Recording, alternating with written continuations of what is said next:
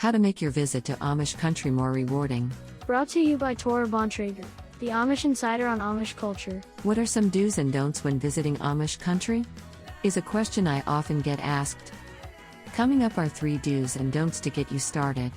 If you'd like more do's and don'ts with detailed explanations, consider taking my Amish Culture 301 mini course. It includes video lectures, cheat sheets, and other resources. Do and don't number 1. Don't ask children and adults to pose for photos. The religion forbids cameras and family portraits. Ask permission to take a photo of the farm, business, or buggy. It's legal to take a photo from the road, public property, without permission, but if you want to earn respect, you should ask for permission anyway. Do and don't number 2. Don't worry about approaching a female in a place of business. If a woman or girl is working in a business, treat her just like you would a non-Amish employee.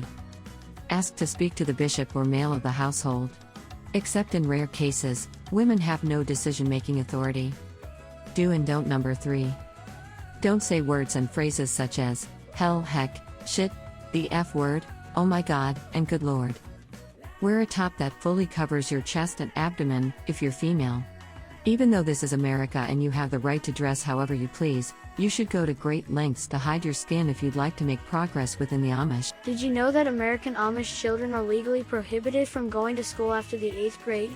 For more like this, go to www.torabontrager.com/courses to learn everything you need to know about the Amish.